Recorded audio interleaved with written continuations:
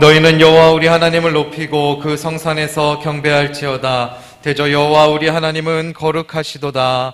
아멘.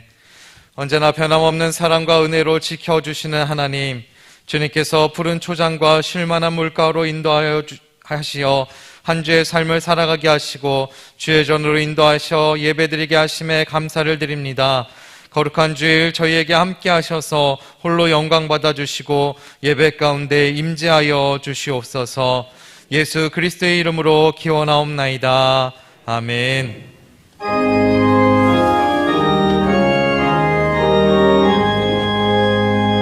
만복의 근원 하나님, 온 백성 찬송 드리고 저 천사여 찬송하세.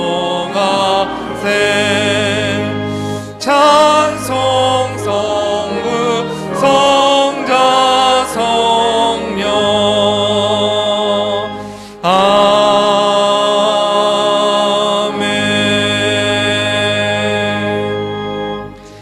지난 한 주간의 삶을 되돌아보며 하나님과 사람 앞에 지은 죄를 회개하는 참회의 기도를 드리시겠습니다.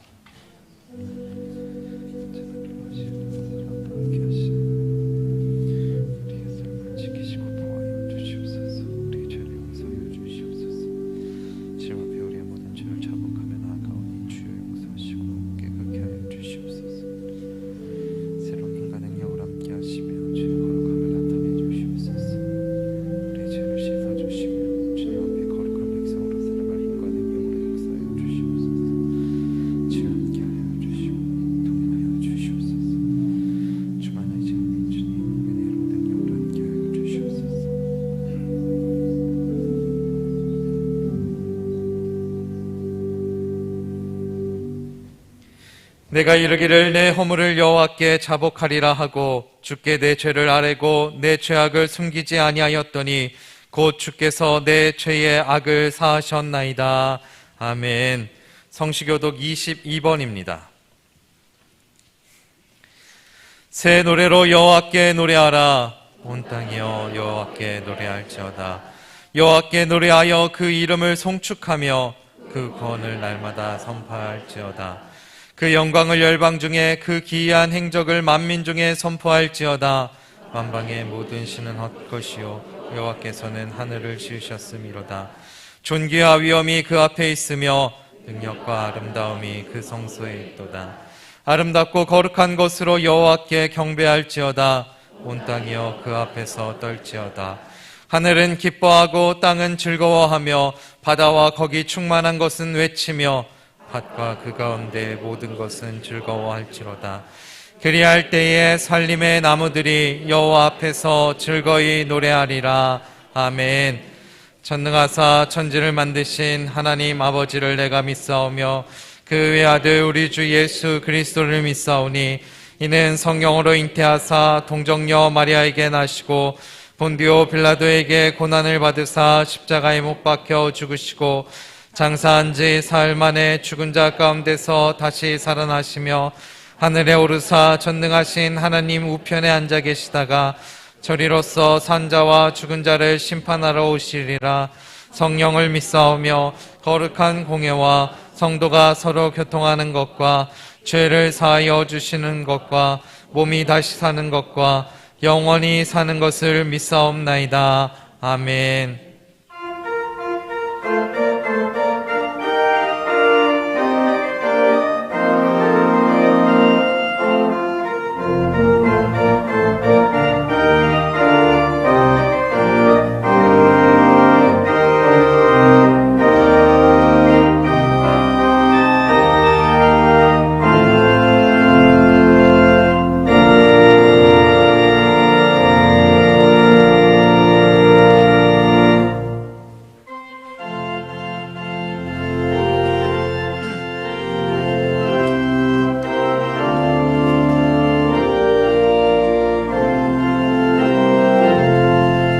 주의 확실한 약속의 말씀 듣고 주만 믿으면 구원을 얻으리라. 할렐루야 할렐루야 내가 예수를 믿어 그의 흘리신 피로 내 죄 씻었네. 할렐루야 할렐루야 내가 예수를 믿어 그의 흘리신 피로 내 죄 씻었네. 나의 갈 길이 사납고 위험하나 항상 예수의 도우심 믿고 가네. 할렐루야 할렐루야 내가 예수를 믿어 그의 흘리신 피로 내 죄 씻었네. 할렐루야 할렐루야 내가 예수를 믿어 그의 흘리신 피로 내 죄 씻었네. 주의 보좌에 천사들 둘러서서 우리 구주를 높이어 찬양하네. 할렐루야 할렐루야 내가 예수를 믿어 그의 흘리신 피로 내 죄 씻었네.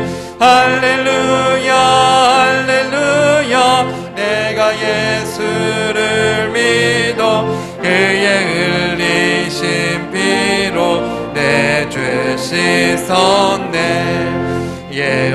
예언자들과 왕들도 반열대로 큰 길 따라서 나와 찬송하네. 할렐루야 할렐루야 내가 예수를 믿어 그의 흘리신 피로 내 죄 씻었네. 할렐루야 할렐루야 내가 예수를 믿어 그의 흘리신 피로 내 죄 씻었네. 우리 모두 다 그 반열 뒤따르며 함께 즐거운 찬송을 부르리라. 할렐루야 할렐루야 내가 예수를 믿어 그의 흘리신 피로 내 죄 씻었네. 할렐루야 할렐루야 내가 예수를 믿어 그의 흘리신 피로 내 죄 씻었네.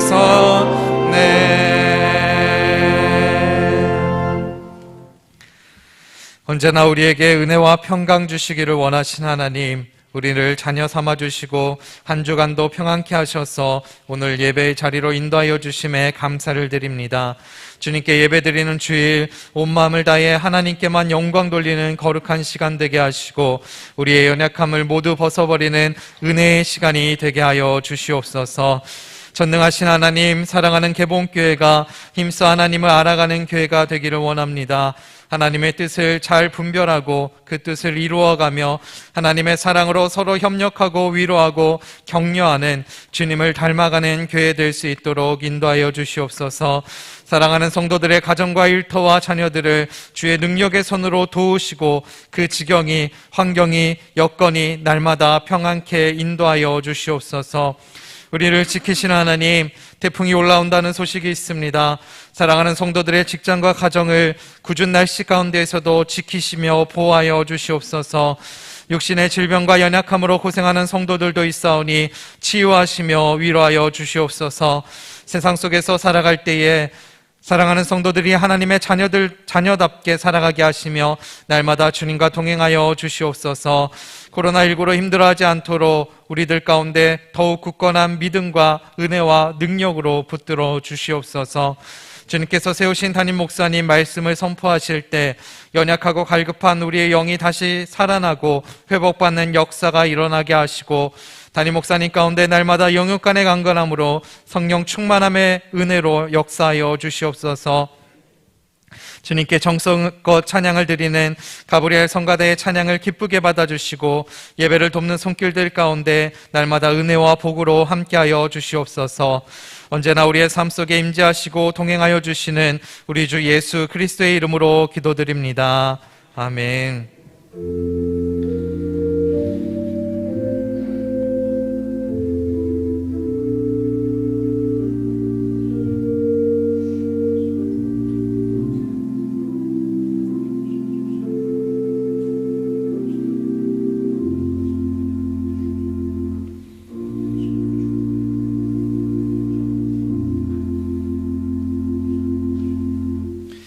오늘 우리에게 주신 하나님의 말씀은 두 곳의 말씀입니다. 먼저 빌립보서 3장 5절로 14절 말씀입니다. 내가 8일 만에 할례를 받고 이스라엘의 족속이요 베냐민의 지파요 히브리인 중에 히브리인이요 율법으로는 바리새인이요 열심으로는 교회를 핍박하고 율법의 의로는 흠이 없는 자로라. 그러나 무엇이든지 내게 유익하던 것을 내가 그리스도를 위하여 다 해로 여길 뿐더러 또한 모든 것을 해로 여김은 내 주 그리스도 예수를 아는 지식이 가장 고상함을 인함이라. 내가 그를 위하여 모든 것을 잃어버리고 배설물로 여김은 그리스도를 얻고 그 안에서 발견되려 함이니, 내가 가진 의는 율법에서 난 것이 아니요 오직 그리스도를 믿음으로 말미암은 것이니 곧 믿음으로 하나님께로서 난 의라. 내가 그리스도와 그 부활의 권능과 그 고난에 참여함을 알려하여 그의 죽으심을 본받아 어찌하든지 죽은 자 가운데서 부활에 이르려 하노니, 내가 이미 얻었다 함도 아니요 온전히 이루었다 함도 아니라 오직 내가 그리스도 예수께 잡힌 바 된 그것을 잡으려고 쫓아가노라. 형제들아, 나는 아직 내가 잡은 줄로 여기지 아니하고 오직 한 일, 즉 뒤에 있는 것은 잊어버리고 앞에 있는 것을 잡으려고 표대를 향하여 그리스도 예수 안에서 하나님이 위에서 부르신 부름의 상을 위하여 쫓아가노라. 아멘. 이어서 17절에서 21절 말씀입니다. 형제들아, 너희는 함께 나를 본받으라. 또 우리로 본을 삼은 것 같이 그대로 행하는 자들을 보이라. 내가 여러 번 너희에게 말하였거니와 이제도 눈물을 흘리며 말하노니, 여러 사람들이 그리스도 십자가의 원수로 행하느니라. 저희의 마침은 멸망이요 저희의 신은 패요 그 영광은 저희의 부끄러움에 있고 땅의 일을 생각하는 자라. 오직 우리의 시민권은 하늘에 있는지라. 거기로서 구원하는 자 곧 주 예수 그리스도를 기다리노니, 그가 만물을 자기에게 복종케 하실 수 있는 자의 역사로 우리의 낮은 몸을 자기 영광의 몸의 형체와 같이 변케 하시리라. 아멘.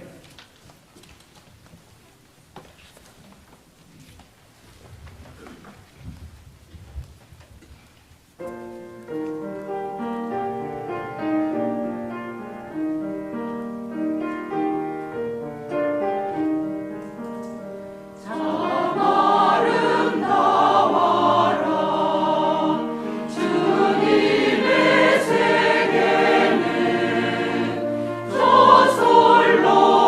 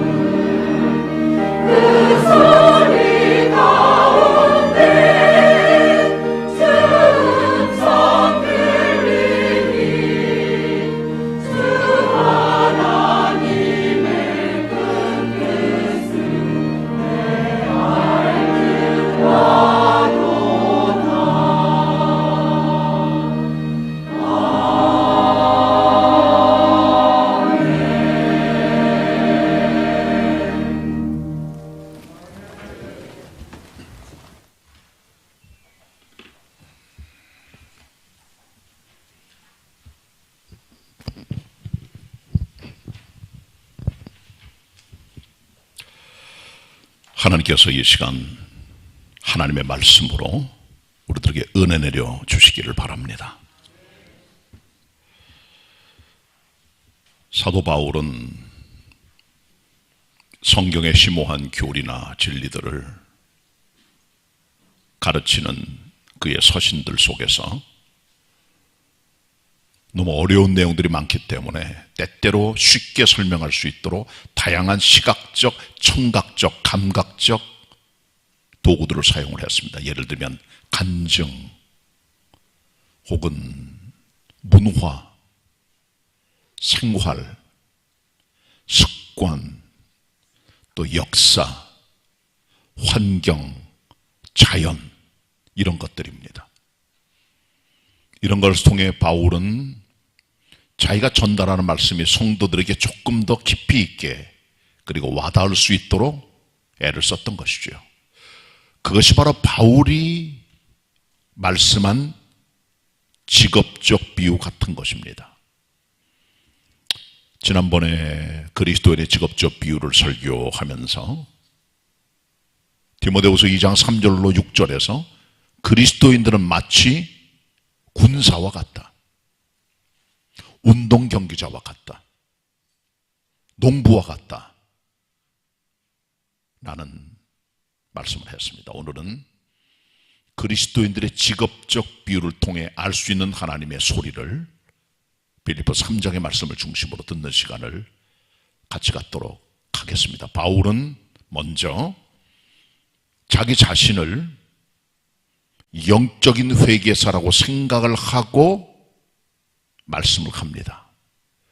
회개사란 개인이나 법인의 의뢰를 받아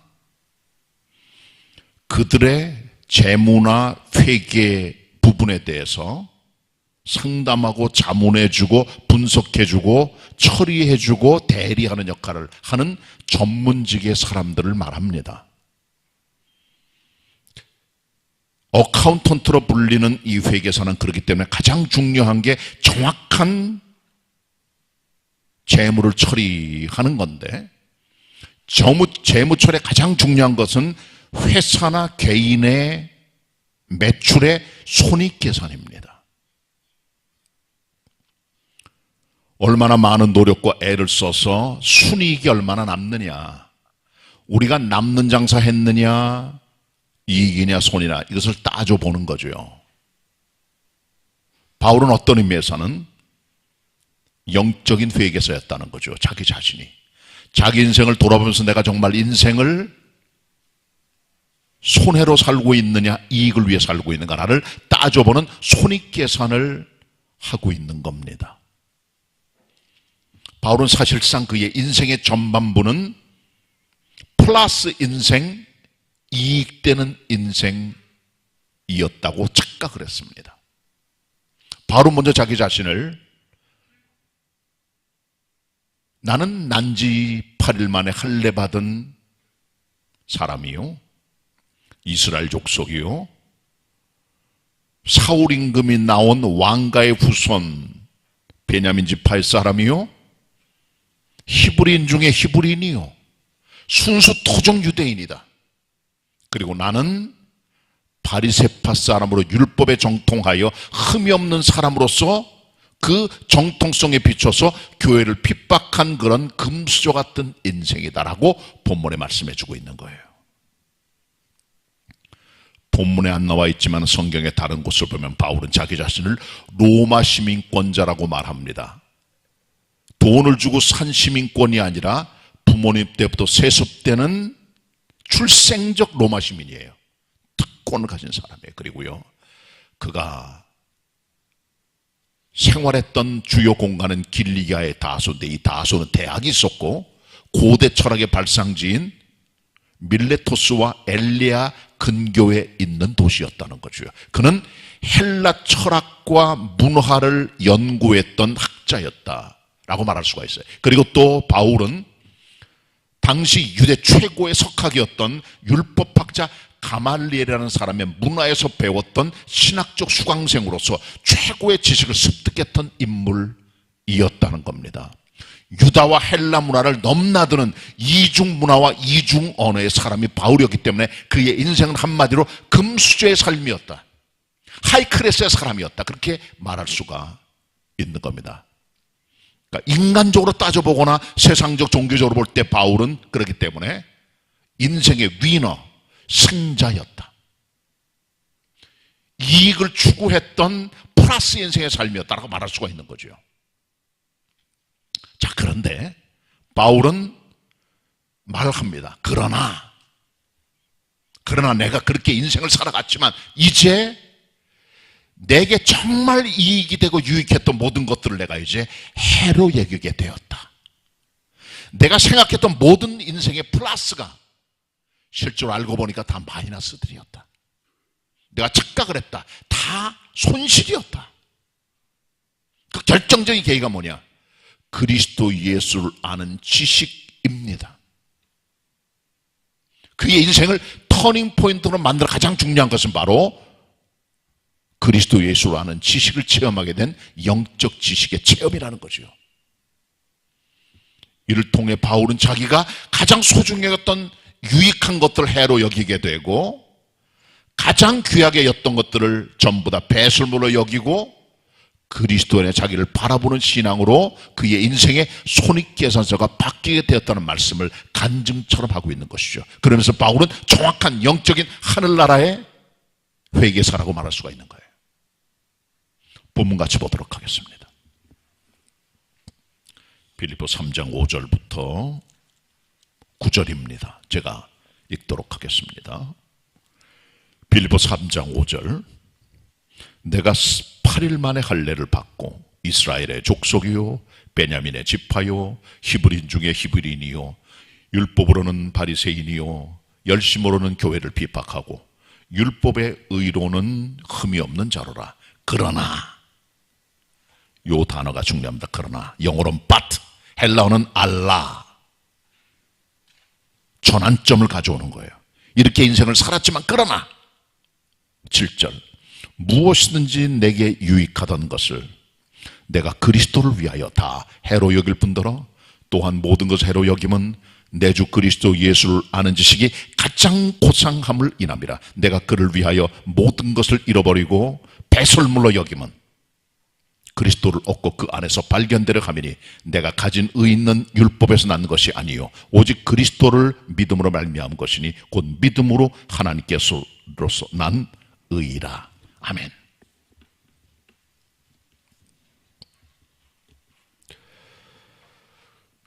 바울은 그의 인생의 전반부를 자기 나름대로는 나는 위너, 승자의 삶을 살았다 라고 생각했을 거예요. 나는 승자다. 모든 면에 부족함이 없는 사회적 지위나 종교성이나 학문이나 믿음이나 배경이나 가문이나 계급이나 모든 것에 있어서 부족함이 없는 사람이다라고 그는 인생에 대한 착각을 했을 겁니다. 그러나 바울은 그리스도 예수를 발견하는 역사적인 계시의 경험을 통해 그에게 이익이 되었다고 착각했던 플러스의 모든 것들이 결국은 아무것도 아니요 배설물이요 손해였음을 발견하는 역사적인 경험을 하게 되는 것이죠. 우리가 소중히 여긴 것, 가장 아름답게 생각했던 것들이 사실은 어떤 의미에서는 그게 배설물인지도 몰라요. 가장 귀하게 봤던 것들이 하나님 앞에서는 쓰레기인지도 몰라요.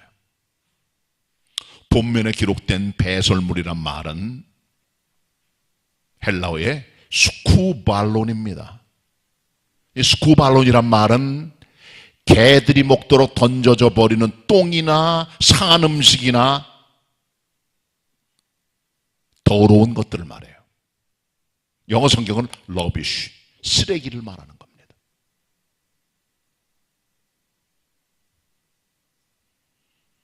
바울은 그 전에 인생이 가장 소중히 여겼던 그 인생에 고상한 것들이었어요. 그러나 그리스도라는 지식을 체험을 통해 그가 알았던 모든 것들이 전부 다 쓰레기요, 똥이요, 배설물이요, 구역질하는 것임을 이제 발견하게 된 겁니다. 사실 우리가 추구하는 많은 것들이 똥인지도 몰라요. 여러분 사랑하는 모든 것도 소중히 여기고 고상하다고 생각하는 모든 것들이 사실 하나 앞에 쓰레기요, 배설물이요, 똥인지도 모르는 거예요. 우리는 인생에 가치관의 전환, 생각의 전환, 인격의 전환, 마음의 전환이 필요한 겁니다. 어떤 의미에서 우리 자신이 나는 위너다, 인생의 승자다, 플러스 인생이다 라고 말할지 모르지만 하나님의 관점에서 볼 땐 그 모든 것들은 다 손실이요, 해요, 여러분의 인생의 마이너스임을 말씀하는지도 몰라요. 성경에 플러스 인생을 추구했던 비유들이 나옵니다. 누가복음 12장 13절로 21절에 보시면 한 부자를 예수님께서 비유하세요.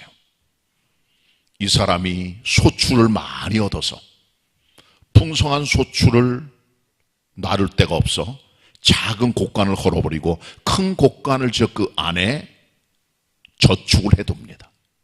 그리고 자기 영혼에게 말합니다. 내가 이제 여러 해 쓸 수 있는 먹고 마실 것들을 다 저장해 놨으니까 앞으로 남은 인생은 행복하게 먹고 마시고 즐기자라고 했다는 거죠. 이 사람의 가지고 있는 농사의 목적은 자기 평안, 이익, 소출, 풍성한 곳간, 부족하면은 삶의 모든 것들이지만 주님께서 말씀하십니다. 이 사람아, 오늘 밤에 하나님께서 내 영혼을 다시 찾아가신다면 네가 예비한 모든 것이 누구 것이 되겠느냐?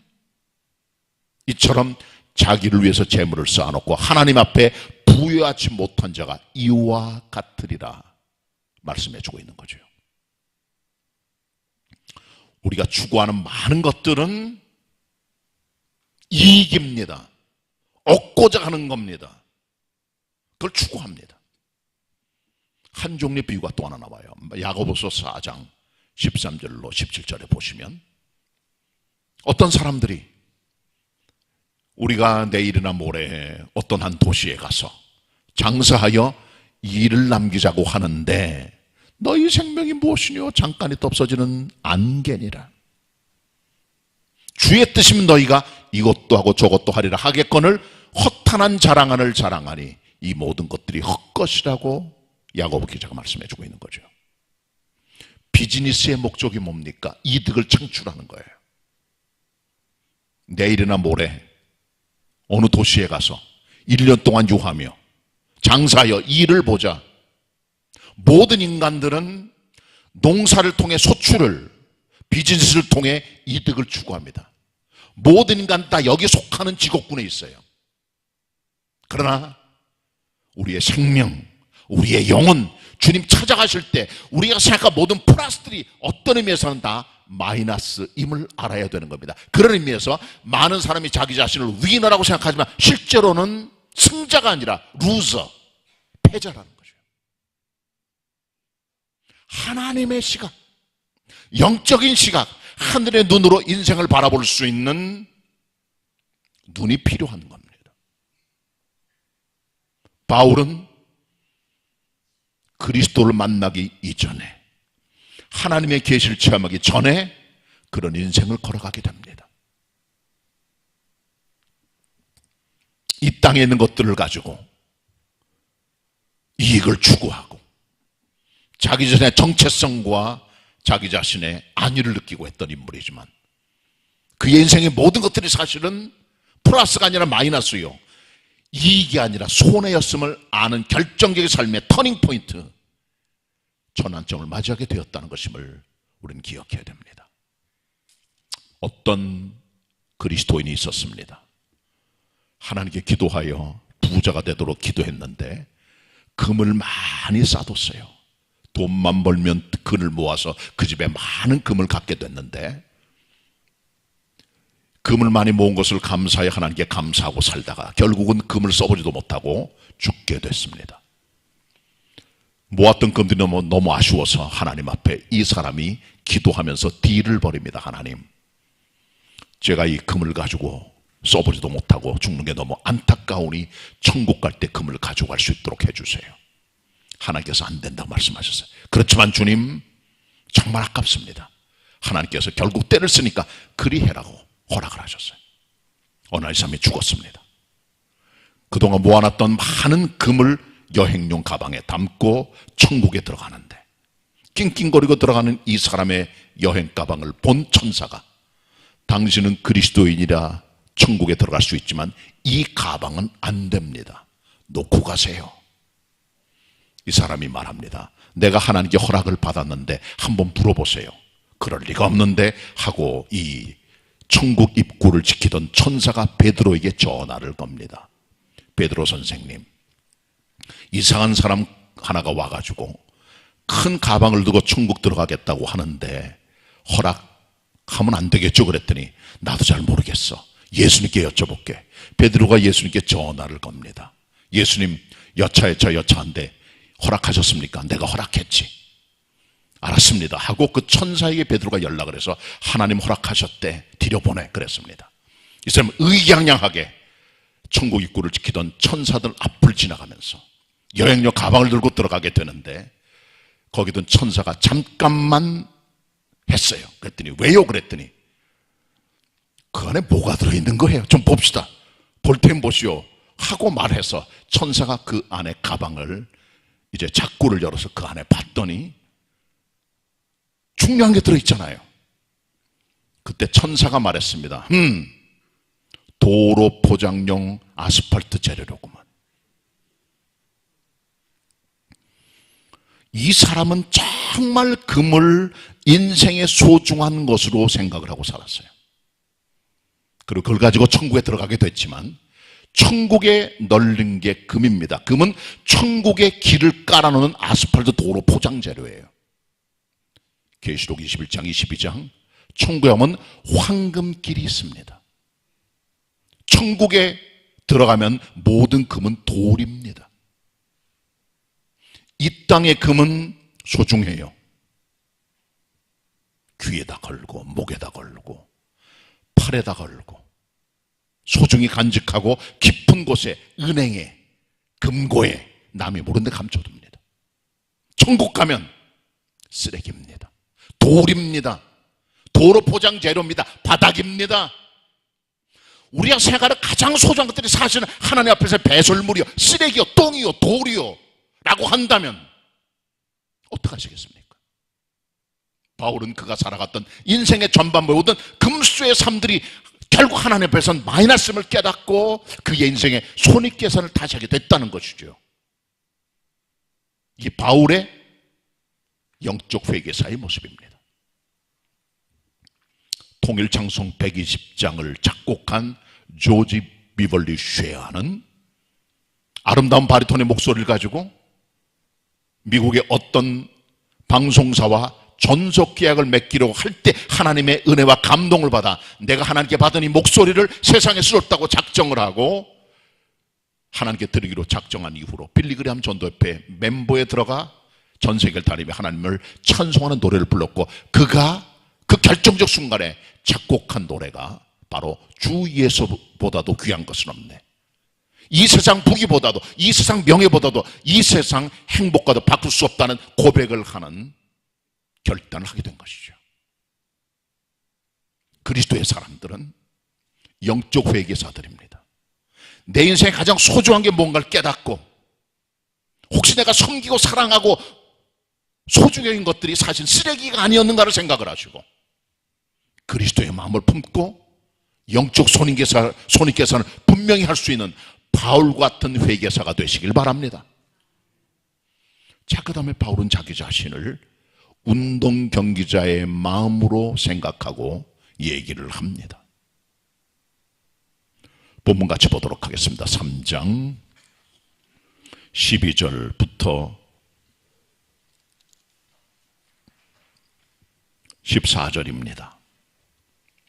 내가 이미 얻었다 함도 아니요 온전히 이루었다 함도 아니라 오직 내가 그리스도 예수 안에서 잡혀받은 그것을 잡으려고 쫓아가노라. 형제들아, 나는 아직 내가 잡은 줄로 여기지 아니하고 오직 한 일, 즉 뒤에 있는 것은 잊어버리고 앞에 있는 것을 잡으려고 14절 같이 봅니다. 시작. 표대를 향하여 그리스도 예수 안에서 하나님이 위에서 부르신 부름의 상을 위하여 쫓아가노라. 바울은 그레코 로마 컬처에서 많은 스포츠 제전들이 큰 도시에서 벌어진 사건을 목도하고 경험했습니다. 달리는 경기,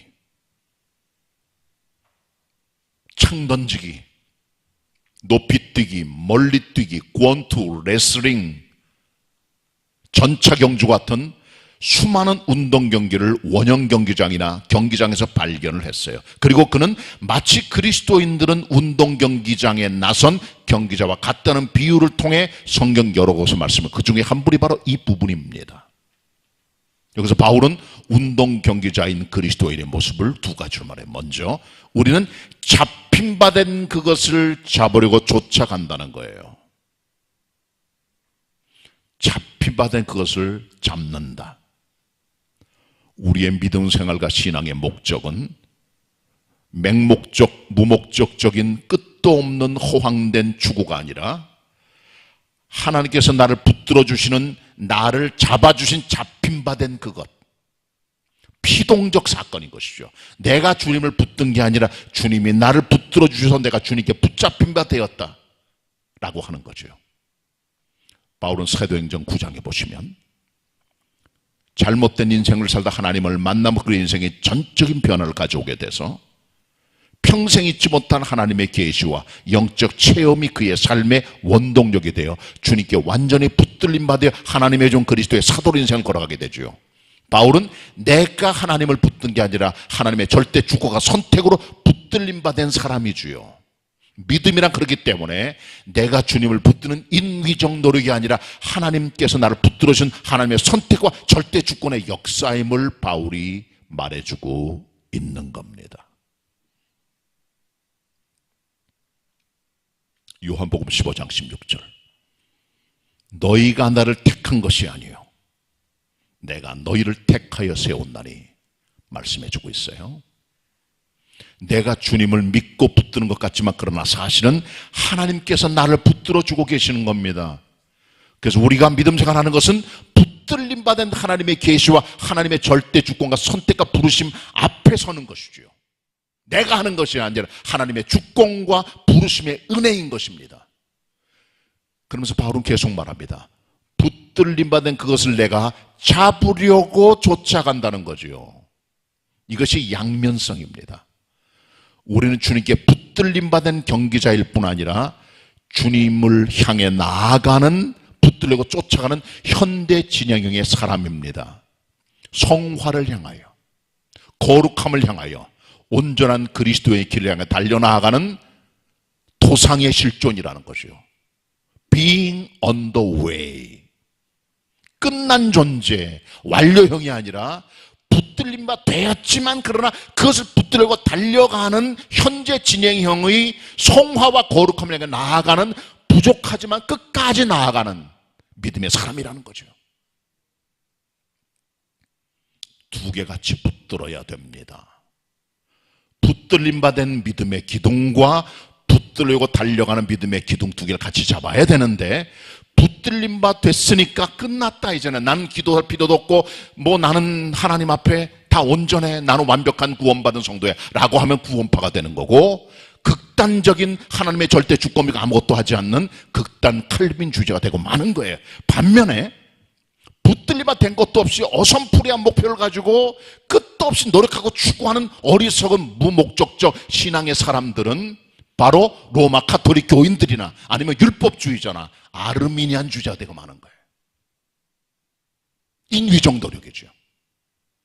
우리는 붙들림 받은 주님의 은혜와 절대주권의 선택과 부르심을 향하여 달려나가는 존재임을 알아야 되는데요. 우리 그리스도인들이 하나님 앞에 믿음 생활에 나갈 때 두 번째 중요한 경기의 모습은 표대를 바로 세우고 달려나가는 믿음입니다. 14절 말씀대로. 표대라는 말은 스코포스라는 헬라어에서 왔습니다. 영어로는 골, 목적이라고 말해줍니다. 이 말의 원래 뜻의 뿌리는 경기장에 있는 선수가 목표를 지켜보는 것을 말해요. 거기서 스코포스라고 하는 표대가 나왔습니다. 목표를 지켜보고 그대로 달려가는 겁니다. 그것을 얻기 위해서 내가 완전히 얻지 못했기 때문에 얻었다 함도 아니요, 이루었다 함도 아니라 얻으려고 쫓아가는 믿음으로 표대를 향해 나아가는 믿음의 생활을 말하는데, 정념할 중요한 것은 표대라고 하는 개념입니다. 많은 사람이 믿음 생활할 때 표대를 잘못 잡고 바른 표대를 갖지 못해요. 표대를 바로 써야 돼요. 잘못된 표대를 향해 나아가면 하나님 앞에 상이 없습니다. 하나님께서 위에서 부르신 부름의 상이 무엇입니까? 이 상은 하나님께 주시는 상을 말하는데, 표대를 바르게 세워서 달려나가야 주님께로부터 상을 인정받아 받게 돼요. 열심히 살고 애를 썼지만 주님 앞에 갔을 때 너 잘못 살았다, 표대를 잘못 세웠어, 인생이 잘못됐어, 상도 없다로 마음 어떡하시겠어요? 바른 표대를 세워야 하나님께서 위에서 부르신 부름의 상에 달려나감으로 말미암아 상을 받게 되는 겁니다. 어떤 의대생이 있었습니다. 가난한 사람입니다. 의사 되면 돈도 좀 벌고 넉넉한 인생을 기대하며 의대를 졸업하여 작은 병원 하나를 개원하게 됐어요. 그런 기대와 포부가 컸습니다. 이제 삶이 넉넉해지겠지, 여유가 생기겠지, 그렇게 나아갑니다. 근데 어느 날 개원한 지 얼마 안 돼서 어떤 사람을 수술을 했는데 열심히 성공적으로 됐지만, 그러나 이 사람이 죽게 돼서 의료사고로 인정되어 분쟁에 말리게 됐고, 그 같은 대소사 때문에 결국 이 사람이 병원을 개원한 지 1년 만에 빚더미에 앉게 됐고 결국 문을 닫게 됐어요. 방황하던 이 사람이 미친 듯이 길거리를 다니다가 낙담한 마음을 가지고 허름한 예배당 하나를 보고 불빛 켜진 허름한 예배당에 들어가 앉게 되었습니다. 그는 그리고 하나님 앞에 모든 걸 내려놓고 이렇게 기도합니다. 하나님 도와주세요. 제가 뭐가 잘못됐습니까? 하나님의 소리가 들립니다. 너는 왜 의사를 하려느냐? 뭐가 의사냐? 너는 장사꾼 되려고 하는 것 아니냐? 의사됨으로 내 욕심을 채우는 것 아니냐? 정말 내가 인수를 베풀어 환자를 돌보는 마음으로 의사가 된 것 맞느냐? 그는 크게 깨달았습니다. 잘못 살았고 잘못 의사했고 잘못 걸어갔습니다. 그는 새 사람이 됐고 인수를 베풀며 환자를 섬기며 사랑하며 나중에 많은 환자가 몰려 큰 부자가 됐고 생활비 모든 것을 빼고 남은 모든 수익금을 선교 사역을 위해 헌신했다고 합니다. 운동 경기자들은 스코포스, 골, 표대를 바로 세워야 위로부터 부르신 주님의 부름에 상을 받게 됨을 기억하시고 바른 표대 향해 달려나가는 믿음의 사람이 되어야 되는 겁니다. 그리고 바울은 마지막으로 빌립보 3장에서 자기 자신과 빌립보 성도들을 하늘나라의 시민권자라고 말씀합니다. 로마 시민이 되는 데는 몇 가지 길이 있었어요. 먼저 세습에 의한 출생적 로마 시민권자가 되는 것. 두 번째는 돈으로 사서 시민권자 되는 것. 세 번째는 전쟁에 나가 큰 공을 세우는 군인이 시민권자가 되는 것. 세 번째는 한 마을이나 도시 전체가 로마 제국에 큰 헌신했을 때 그 시민 전체에게 로마 시민권을 부여하는 경우. 그리고 마지막으로는 노예들이 해방됐을 경우에 시민권을 주는 경우였다는 거죠. 빌립보 성도들은 시민권에 대해서 인식이 돼 있었어요. 왜? 그들은 전부 다 로마 시민이었어요.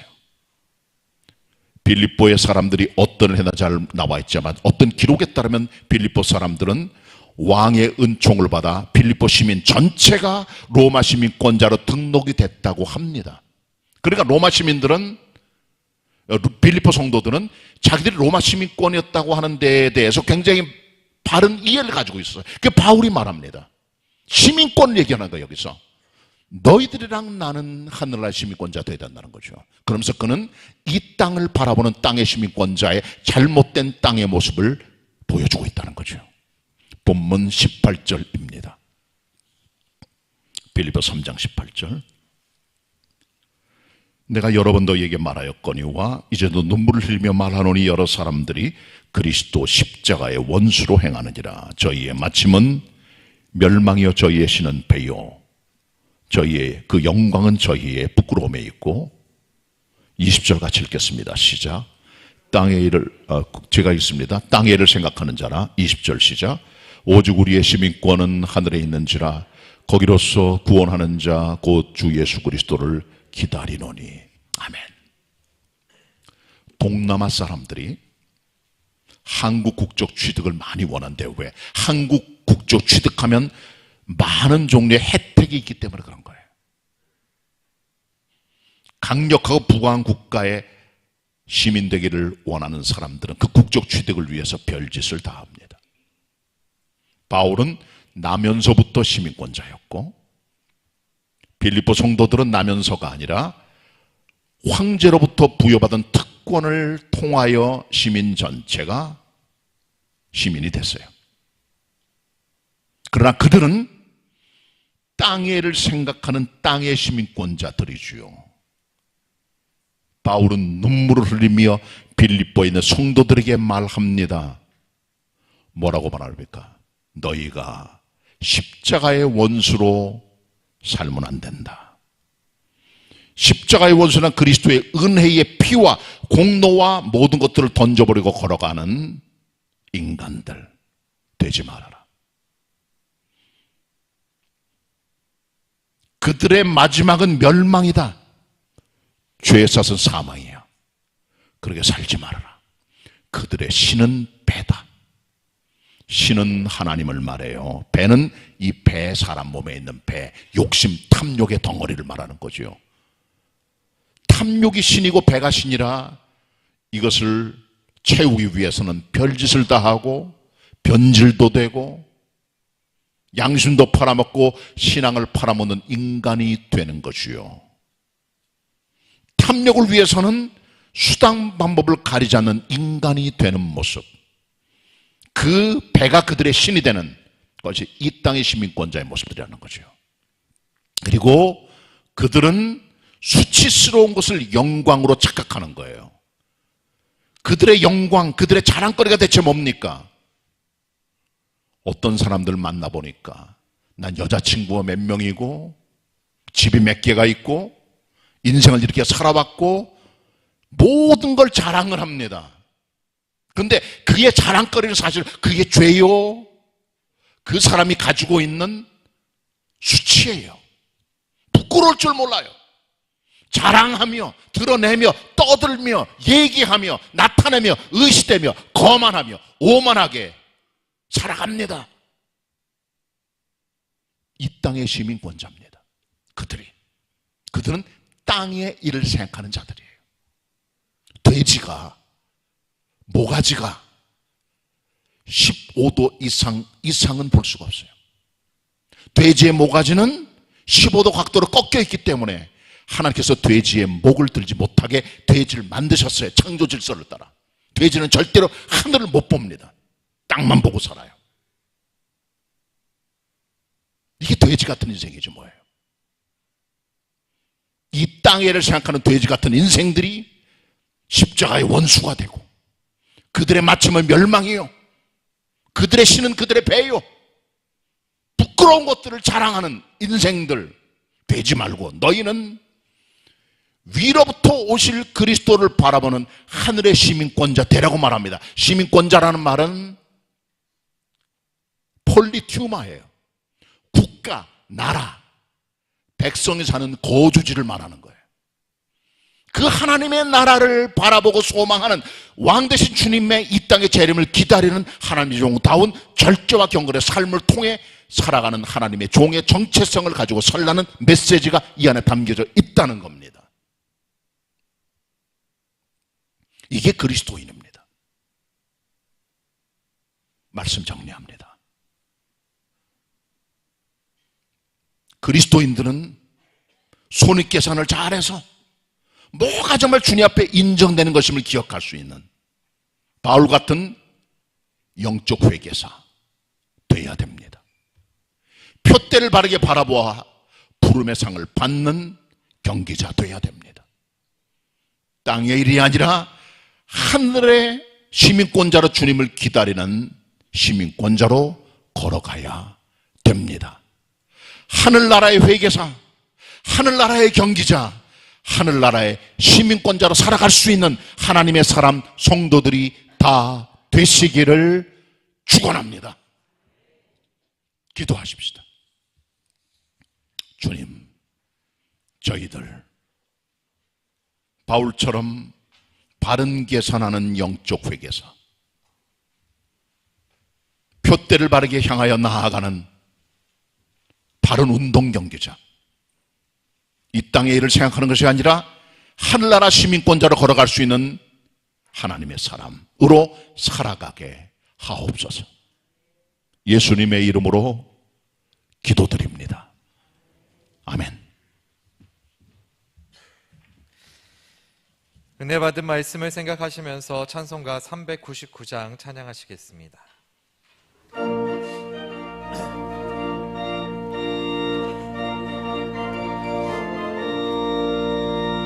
주의 약속하신 말씀 위에서 영원토록 주를 찬송하리라. 소리 높여 주께 영광 돌리며 약속 믿고 굳게 서리라. 굳게 서리, 영원하신 말씀 위에 굳게 서리. 굳게 서리, 그 말씀 위에 굳게 서리라.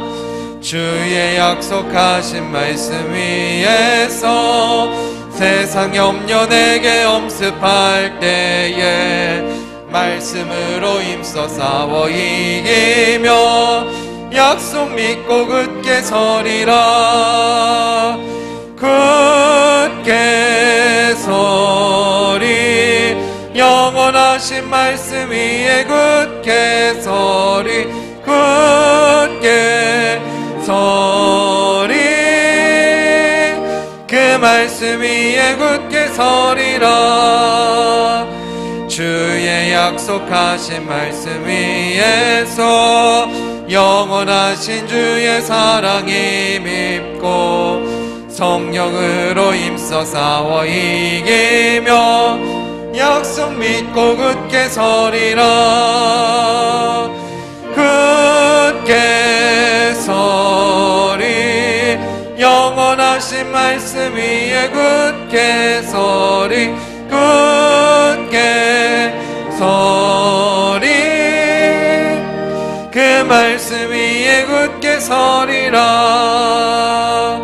주의 약속하신 말씀 위에서 성령 인도하는 대로 행하며 주님 품에 항상 안식 얻으며 약속 믿고 굳게 서리라.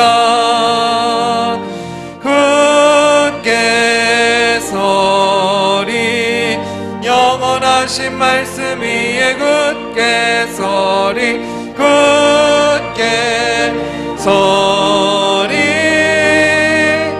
그 말씀 위에 굳게 서리라.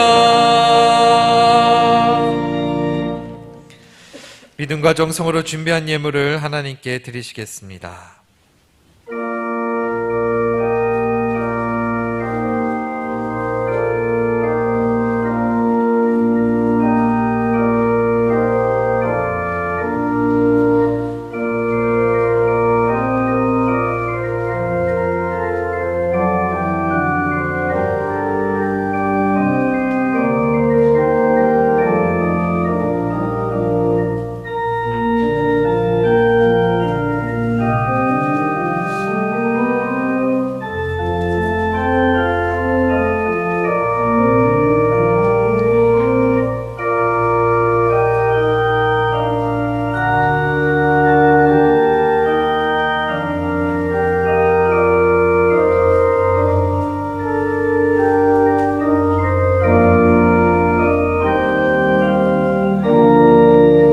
같이 일어나셔서 봉헌 찬송하시겠습니다.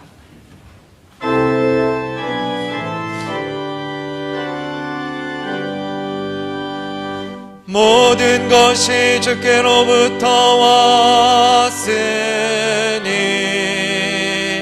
이 예물을 주께 바치나이다.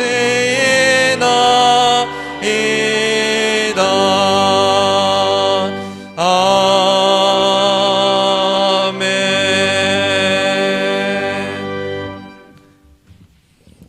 은혜로우신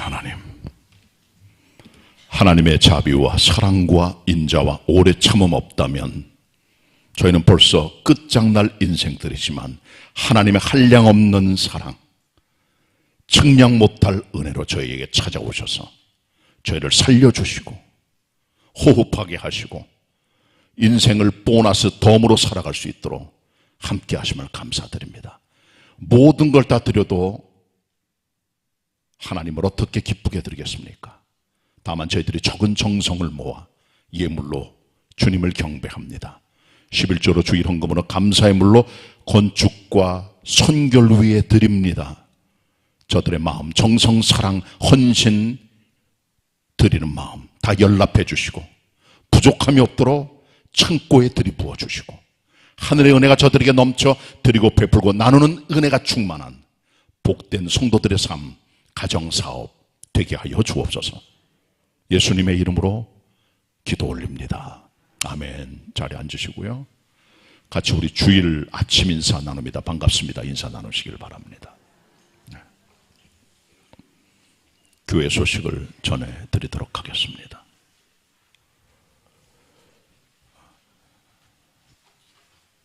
태풍이 지금 올라오고 있는데 초강력 역대급 태풍이라고 말을 합니다. 태풍으로부터 지켜달라고 기도하는 것보다 더 중요한 건 태풍이 비껴가게 하옵소서. 그게 더 중요한 것 같아요. 그동안엔 너무 비가 많이 와서 우리 교회도 피해를 많이 받습니다. 누수된 곳도 많고. 태풍 비껴가면 정말 좋겠습니다. 그렇게 기도해 주시길 바랍니다. 그리고 내일부터 특별 새벽 기도회 하는데 월, 화, 수 3일 동안 아침 5시에 태풍이 와도 그냥 합니다. 몇 사람 와도 할 테니까 그렇게들 하시고 내일까지는 별 문제는 없을 것 같지만 모레 아침쯤 부산 쪽으로 상륙하지 않을까 잘 모르겠다고 합니다. 그렇게들 하시고 특세 3일 동안 진행이 되는데 이번 금요일부터 추석 연휴 시작이 되기 때문에 수요일까지만 특세를 하도록 하겠고요. 또 다음 오는 금요일부터 월요일까지 4일 동안은 추석 연휴입니다. 여러분께서 그래서 연휴 기간 동안 가족들 모여서 예배 드릴 때 쓸 수 있는 자료로 추석 명절 예배 순서지를 만들어 주보에 넣어드렸습니다. 더 필요한 분들은 더 가져가시면 되겠고 활용하셔서 가정 예배지로 활용해 주시길 바라고, 특별 새벽 기도의 순서지는 이렇게 다 별지에 넣어놨으니까 잘 보시고 활용해 주시기를 바랍니다. 주보 맨 위에 박스 교회 소식란 그리고 홈페이지에 추석 기간 중 믿음 생활 지침을 7가지로 써놨습니다. 6가지 써놨습니다. 잘 보시고 신앙인들로 부끄러움 없도록 그렇게 행동해 주시기를 바랍니다. 이 예배 마치면은 1층 코이노니아실에서 새가족 성역 공부를 하게 됩니다. 4주간 동안. 아마 다음 주는 추석 연휴이기 때문에 휴강하고 오늘은 일단 시작을 하게 됩니다. 오늘 9분이 등록을 하셨어요. 지금요. 들어오셔서 배우시면 되고 지금 등록해도 됩니다. 12명 이상은 안 할 예정으로 했으니까 그렇게 공부해 주시길 바랍니다. 새가족 공부 예배 끝나고, 그리고 말씀과 함께하는 40일은 계속 동참해 주시기를 바랍니다. 이번 주간 구역 예배는 월화수목 추석 연휴 이전에 구역별로 교회에 와서 드려주시길 바랍니다. 가정별 구역 예배는 조심스럽습니다. 아직까지. 그러니까 교회와 드려주시길 바라고, 개인적으로 구역 예배 드릴 분은 목요일날 아침 10시 반에 동영상 업로드해 드리겠고요. 그 다음 구역장 교사 공부는 조금 때 늦지만 그래도 수요일날 예배 끝나고 이전 그대로 공부하도록 하겠으니까 그렇게들 하시고 모여주시기를 바랍니다. 가을 대신방이 9월 15일부터 시작이 되고요. 화요 성경 공부는 2학기 개강을 9월 20일에 합니다. 전도서를 배우게 됩니다. 1학기 배운 분은 그대로 들어와서 배우시고 새로 등록할 분들은 신청서에 아직 만들어지지 않은 것 같으면 신청서에 등록을 해서 와서 배우셔도 됩니다. 낮반, 5반, 저녁반, 1반입니다. 동참해 주십니다. 화요 공부입니다. 그리고 오늘 정기 당회가 있고요. 앞으로 주일 낮예배 헌금은 10월 첫째 주일부터 헌금 함을 통해서 드려주시길 바랍니다. 본당에 있는 맨 뒷좌석 바로 뒤에다가 3개, 그 다음에 4층에 2개 해가지고 5개 갖다 놓을 예정으로 있어요. 그래서 헌금하는 시간에 헌금 바구니를 여러분 앞에 돌리지 않고 예배 들어오시기 전에 먼저 헌금함에 헌금을 넣으셔요. 5군데 넣으시면 됩니다. 그렇게 넣으시고 그러면 이제 봉헌하는 시간에는 헌금위원들이 뒤에 서 계시다가 서랍이 5개가 되겠죠. 헌금함에 그 서랍을 가지고 앞에 남아서 드림으로 봉헌이 되도록 하겠습니다. 그러니까 미리 전주에 11조라든가 여러 가지 봉투 같은 걸 미리 가져다가 미리 써놓으시고 준비해서 드리셔야 됩니다.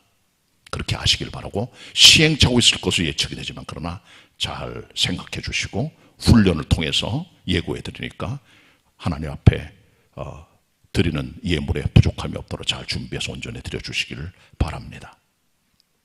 북카페 책 기증 계속 받습니다. 오늘 강단 혼화 2점 조정현 집사님 가정에서 드리셨어요. 감사를 드립니다. 이사하신 가정이 있습니다. 교회 소신 요만큼 여러분께 말씀을 드렸고요. 그리고 오랜만에 나온 성도님들은 개봉 회보가 있으니까 예배 끝나고 나가실 때 가져가시면 되겠습니다. 같이 우리 금주 찬양합니다. 예수를 믿는 사람들입니다. 같이 부르겠습니다.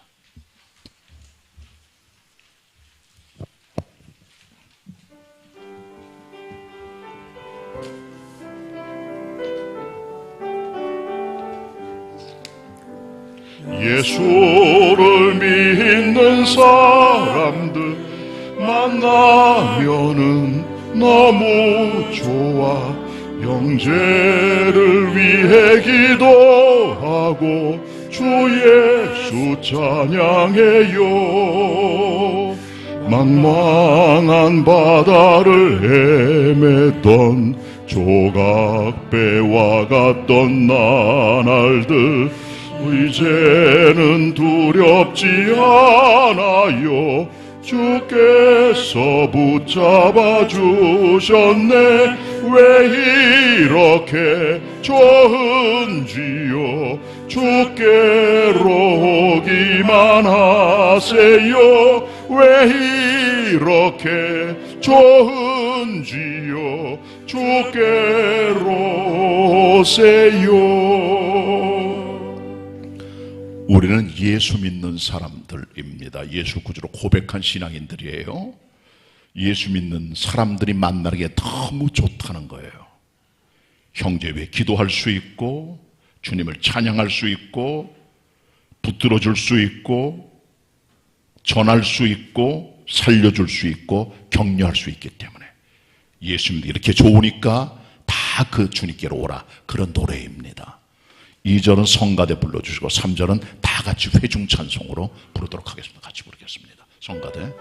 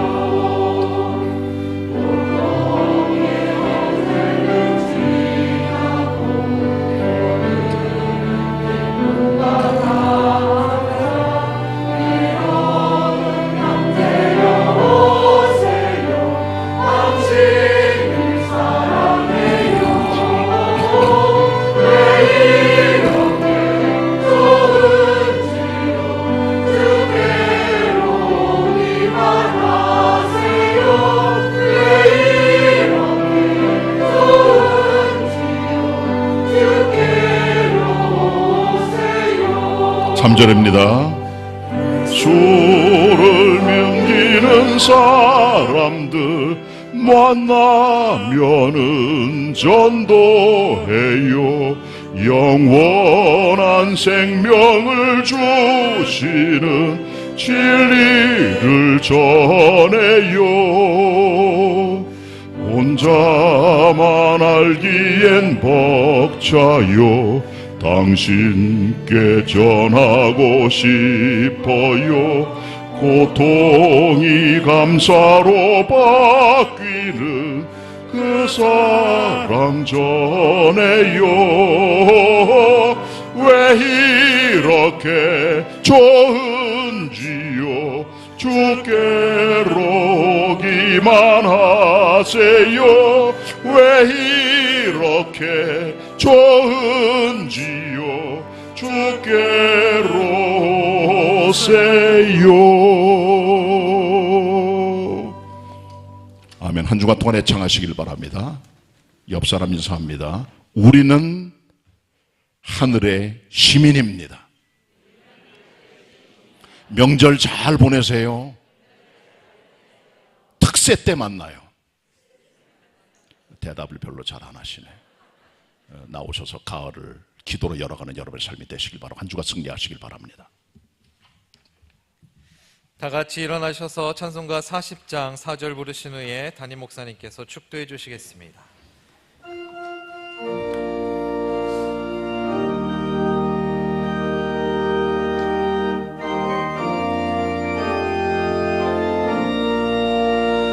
내 주 예수 세상에 다시 올 때 저 천국으로 날 인도하리. 나 겸손히 엎드려 경배하며 영원히 주를 찬양하리라. 주님의 높고 위대하심을 내 영혼이 찬양하네. 주님의 높고 위대하심을 내 영혼이